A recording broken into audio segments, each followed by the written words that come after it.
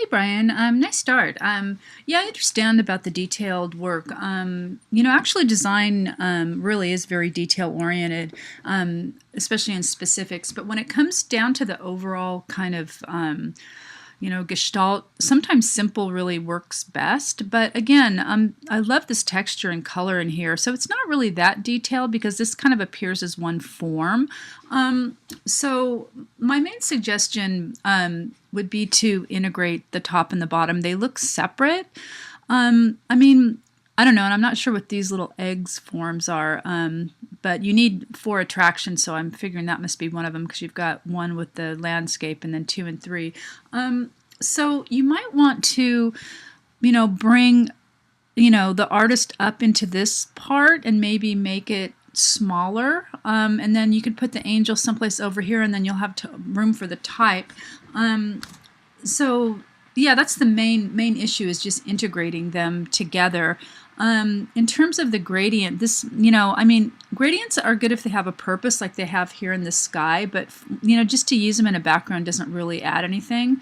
I would suggest just having a look at some of those posters that I posted for examples, and you can kind of see, what was used to unify the image. And with this one, a lot of it's color, right? Because repetition of color, any repetition of any design element creates unity. So your eye kind of works to, it bounces around between the orange colors and then the repetition of these little triangles and so on.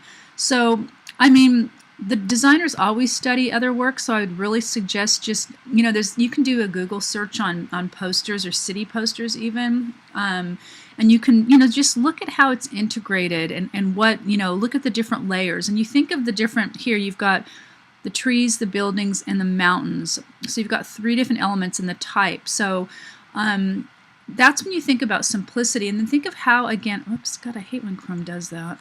Ugh. And again, just look at some of the other ones. And again, if you want to create depth, you use the tools of perspective, which is a drawing concept. That's why I kind of try to really pitch drawing. It's not about really being able to draw all the time with a pencil, but just to understand the concepts, like, scale creates depth. So this smaller tree and the buildings that are smaller in the background create depth, using scale, just like in yours. Since the road gets smaller as it goes back here, that's what creates the depth in this image. And that's saying, if you make the texture, if you mute this down in the background, it's going to look even more, it's going to have more depth, because these are a little bit smaller, but not much smaller.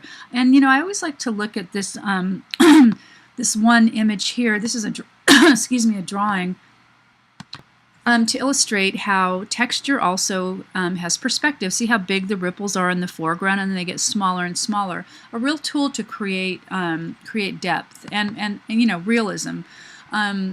So anyway, that's my main suggestion, would be to somehow unify these. It's really going to be your choice, and I'm happy to give you more feedback on the weekend or whatever, if you want to just grab me on Google.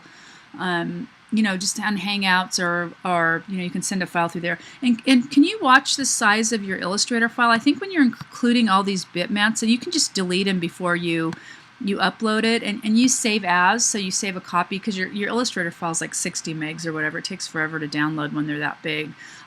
Okay, so anyway, I'm assuming you were going to put the city name up in the sky here. And you can always also, look at tutorials about how to create texture and how to create different things in Illustrator. I think I've already shown most of, I think I've already posted these. Just a little tutorial about how to create a sunset, how to create easy clouds in Illustrator.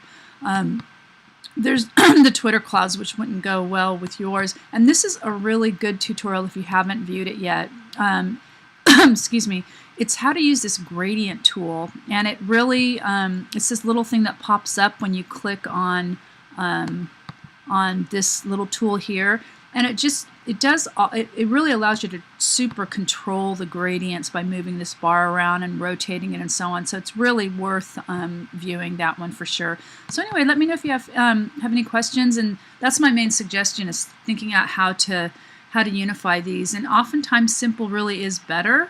And it's very common for a designer to really go overboard with the details and then step back out of it, and not have so much details, because you do want to think of communication and visual hierarchy. What do you really want to stand out? But I also love detail too, and I can sit and work forever and waste a bunch of time, especially in Photoshop playing with photos. But anyway, okay, so let me know if you have questions, okay?